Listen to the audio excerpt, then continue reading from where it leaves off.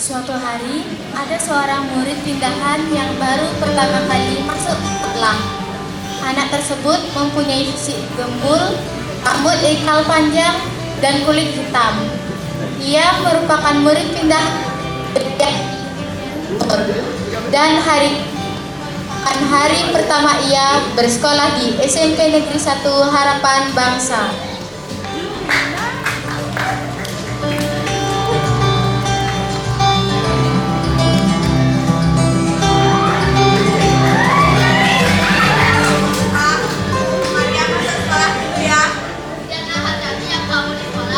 Semoga di sekolah hari ini lancar ya. Terima kasih ya, Pak.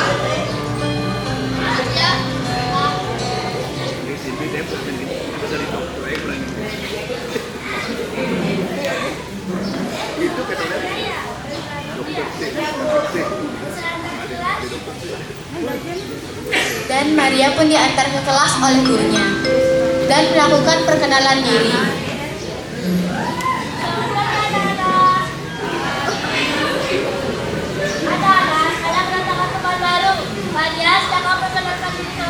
Halo semua, perkenalkan beta punya nama Maria.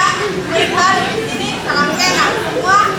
Saat melakukan perkenalan, sontak teman-temannya saling berbisik satu sama lain. Dan Maria pun dipersilakan duduk di bangkunya. Maria, silakan duduk di bangku kosong. Oke anak-anak, sekarang kalian lanjut belajar ya dan jangan ribut.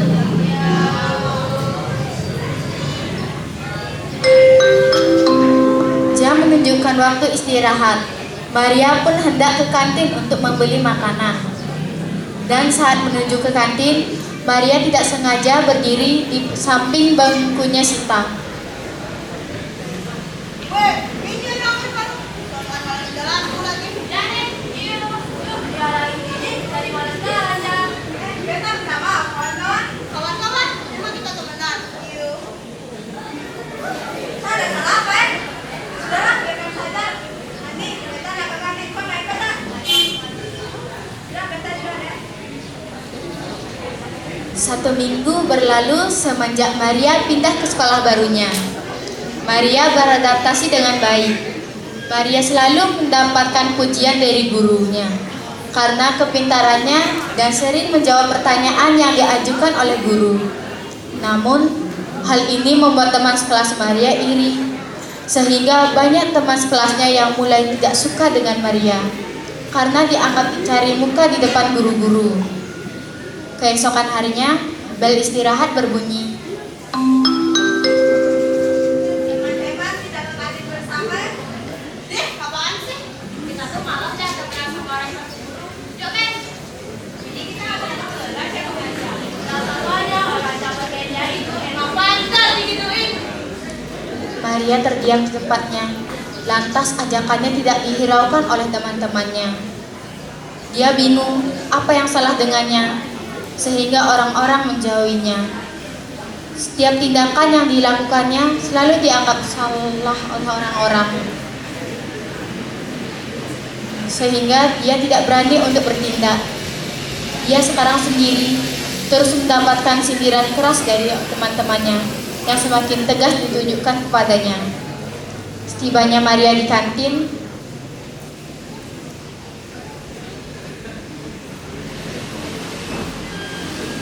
Teman-teman, beta boleh ikut dulu di sini tas? Maria, kamu buat sadar-sadar ya? Apa perlu kami buat lebih sadar? Gimana, Cak? Kamu itu gak jaga dan jelek, gak tahu diri, cica aku lagi ke guru. Iya, kamu merupakan guru dari aku. Dari awal udah suka sama kamu. Tapi awal-awal kita coba buat orang. Tapi makin dibiarin, kok kamu makin ngeselin sih?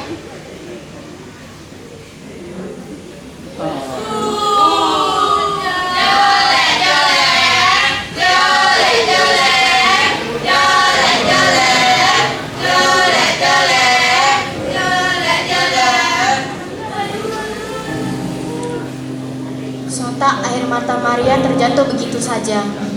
Maria menangis terseduh-seduh. Kenapa teman-teman beta jahat banget sama beta? Di rumah, Maria selalu terdiam, dan ibu ayahnya pun menyadari bahwa akhir-akhir ini Maria sering melamun di kamarnya.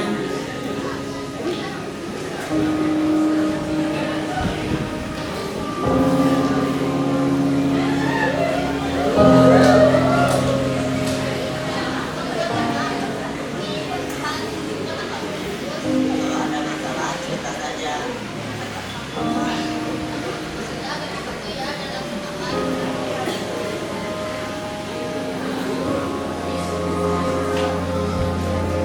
Sikap Maria pun berubah. Maria yang awalnya anak yang periang, kini menjadi anak yang pemurung. Dan tidak sesekali orang tuanya menemukan dia menangis. Sampai akhirnya Maria ingin melakukan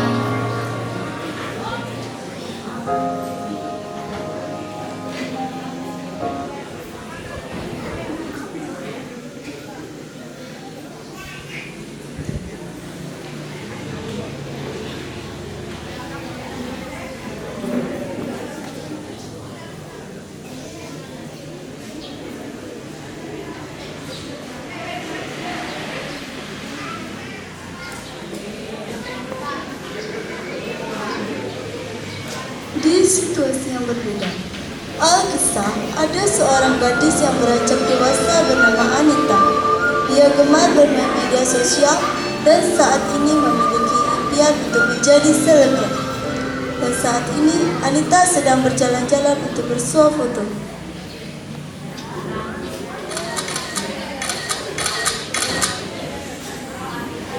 Cantik banget ya. Aku edit dikit fotonya biar makin cantik. Dia udah cantik nih, aku posting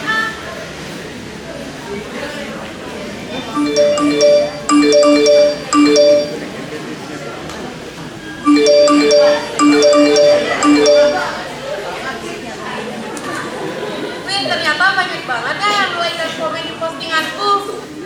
Karena postingan yang viral, seorang YouTuber terkenal ini ingin mengajak Anita berkolaborasi di YouTube channelnya. YouTuber itu pun menelpon Anita.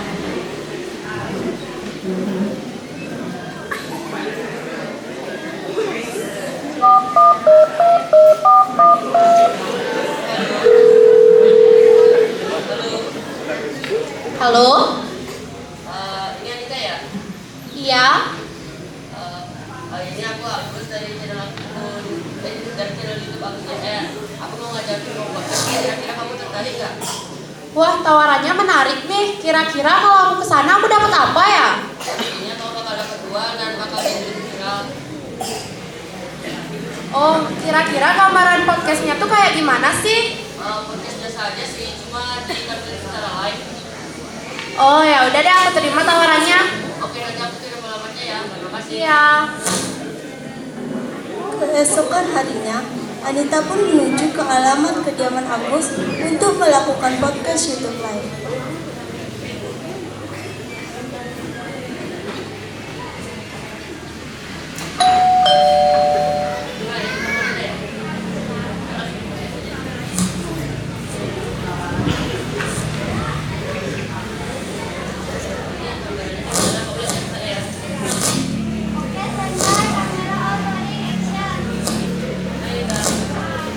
Jadi kabarnya gimana nih?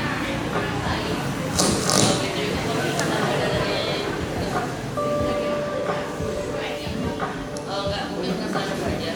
Podcast pun berlanjut. Sementara itu, netizen yang sedang berkumpul sambil menonton YouTube Live Anita memberikan cibiran kepada Anita.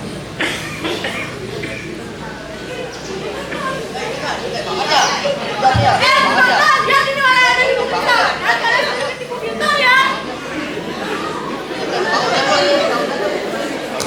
Podcast pun berakhir.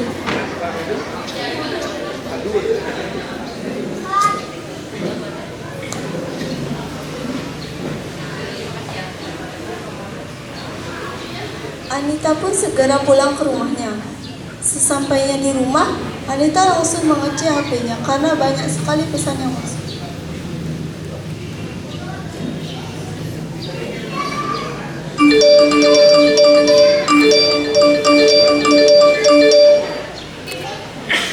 Jangan sih.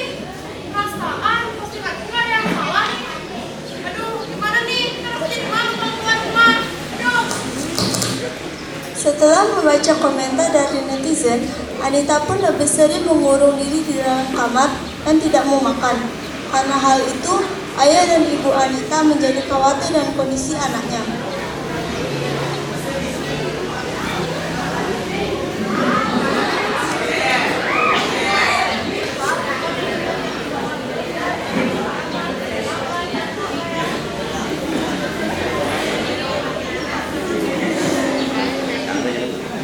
Orang tua Anita pun segera mengecek sosial media milik Anita yang ternyata sudah dibanjiri dengan hujatan. Orang tuanya pun memutuskan untuk mengetuk pintu kamar Anita.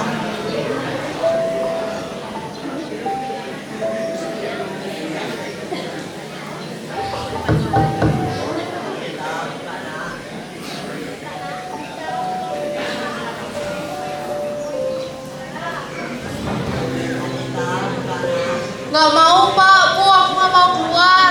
Semenjak saat itu, Anita pun hanya mengurung diri di dalam kamar.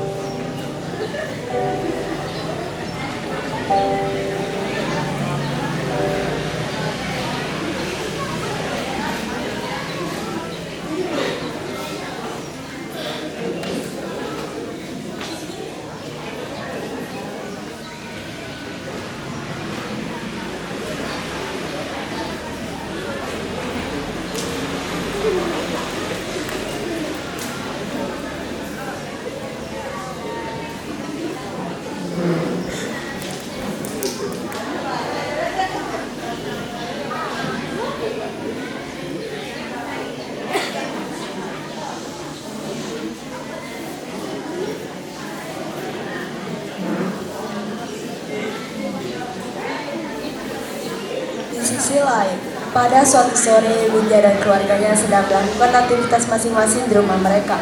Bapak sedang bekerja, ibunya sedang memasak, adiknya bermain, dan Widya sendiri sedang belajar.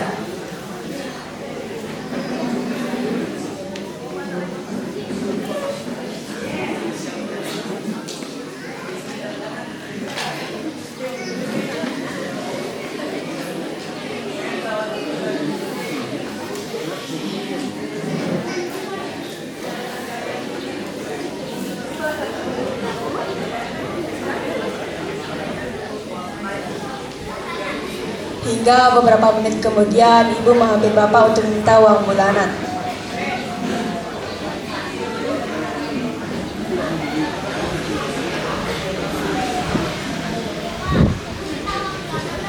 Uang dulu, waktu dia bapak aku kasih ke kamu udah cukup.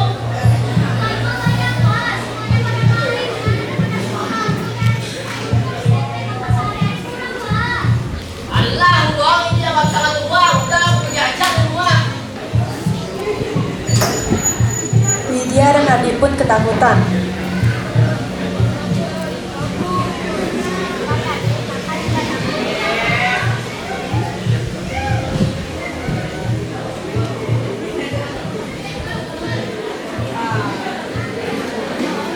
Beberapa hari kemudian di ruang tamu, ibu sedang menelpon bapak yang berbulan-bulan tak berkabar dan tak kunjung pulang ke rumah.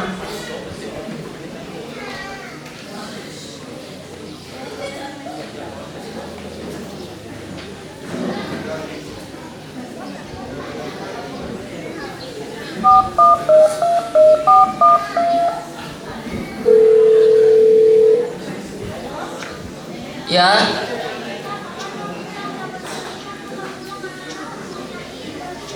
Kan aku udah bilang aku gak bakal balik lagi ke rumah. Jadi jangan ganggu aku lagi. Aku udah bahagia sama keluarga baruku. Aku juga udah urus surat perceraian kita. Jadi jangan hubungin aku lagi. Telepon pun terputus dan ibu tercemas. Widya dan adiknya pun tidak sengaja mendengarkan percakapan orang tuanya. Kemudian mereka menghampiri ibunya sambil menangis.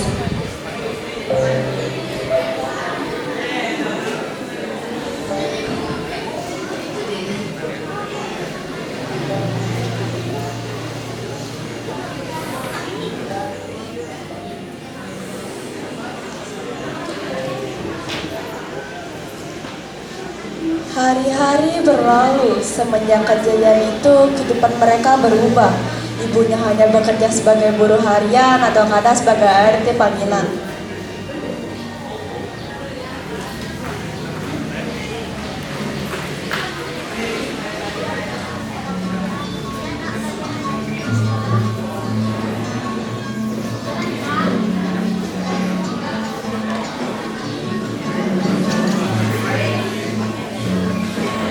Suatu hari saat di sekolah, Widya berpapasan dengan teman-temannya dan kemudian mereka menyenggol Widya hingga Widya terjatuh. Berani kamu sama kita? Setibanya di kelas, Widya duduk di tempat duduknya. Kemudian dia dihampiri oleh sekumpulan temannya.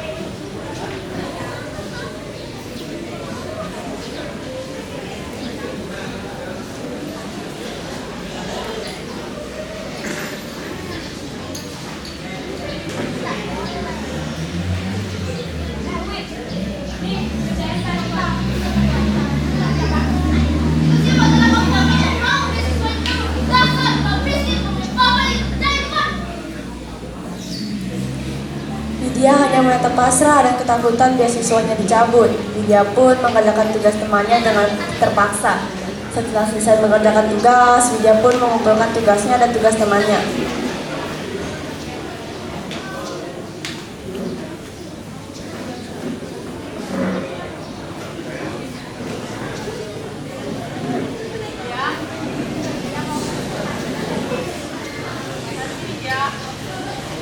Saat itu, guru mengoreksi tugas milik muridnya. Guru pun heran mengapa jawaban tugas milik Widya sama dengan beberapa teman lainnya, dan tulisannya pun sama dengan milik Widya. Nah, kok ini tugasnya sama semua? Jawabannya juga sama. Pasti tulisan dia. Akhirnya, nilai beberapa teman lainnya diberikan nilai di bawah nilai Widya. Tugas pun dikembalikan ke murid-murid.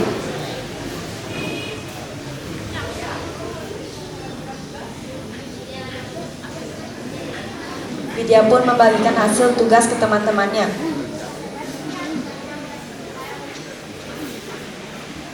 Para pembuli kaget melihat nilai Widya lebih tinggi daripada nilai mereka. Akhirnya mereka menghampiri Widya dengan kesal.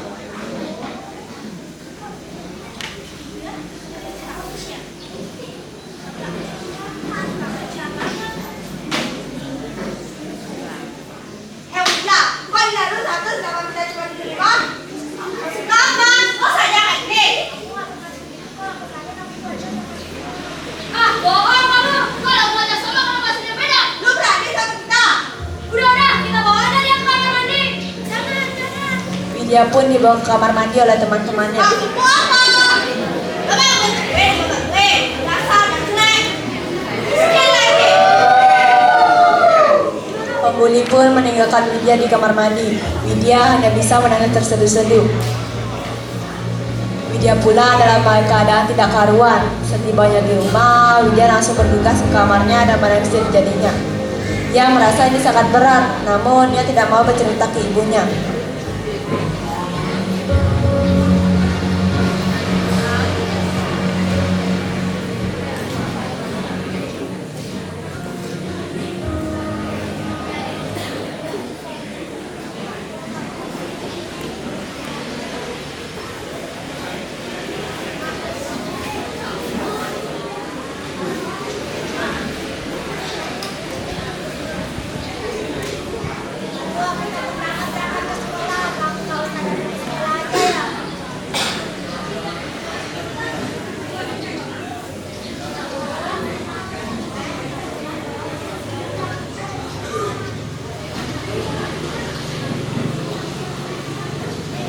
Widya meninggalkan rumah tetapi tidak pergi ke sekolah, namun hanya diam termenung di halte saja. Widya pun menjadi jarang ke sekolah karena merasa takut dan tertekan. Setelah beberapa hari sempat absen, Widya memberanikan diri untuk pergi ke sekolah karena merasa kasihan lihat ibunya bekerja keras membiayainya, namun dia malah tidak pergi ke sekolah. Saat di sekolah, guru melihat Widya dan menghampirinya.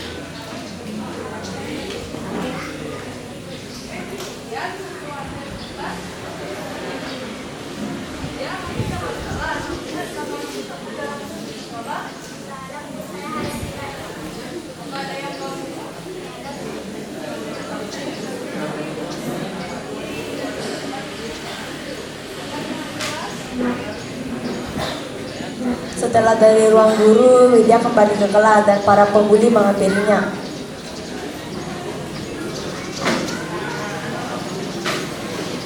Widya, kok kemarin-kemarin kamu nggak sekolah? Kan jadinya nggak ada yang bisa kita suruh. Kenapa kamu diam aja? Emang kamu nggak mau sama kita lagi ya? Jawab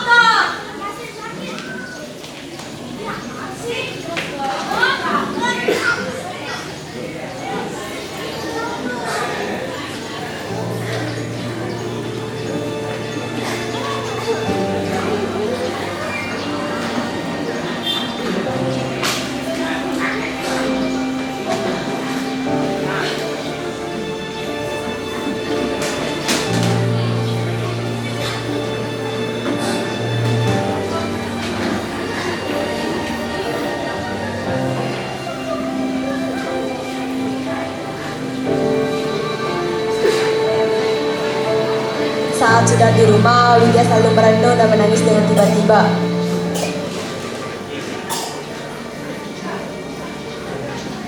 Amburan siapa begitu?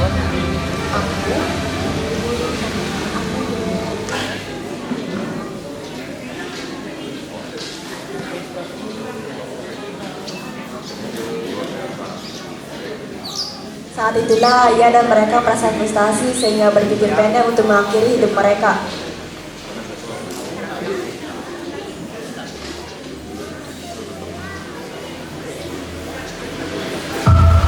Aku dibully karena aku berbeda. Ayo deh ya. Aku dibully karena aku tidak seberuntung mereka. Gini Pak. Aku dibully secara tidak langsung. Dan kami adalah korban bully.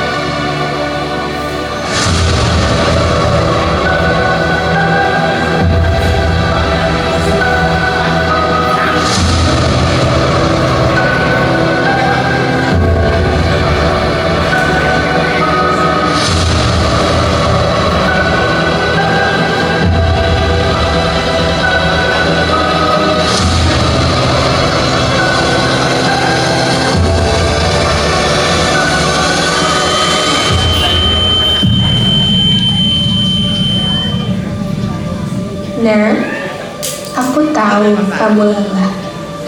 Aku tahu air matamu. Aku juga tahu kesulitanmu. Aku tahu rasa sakit yang kamu rasakan. Dan aku tahu semuanya. Percayalah, kelak ini akan menjadi pengalaman yang akan menyadarkan kamu bahwa kuatmu hari ini adalah karena kamu memilih untuk bertahan di proses hari itu. Kamu mampu melewatinya karena kamu memilih untuk tidak menyerah. Aku tahu bahwa kamu kuat. Untuk itu, biarkan aku yang mengatur sisanya.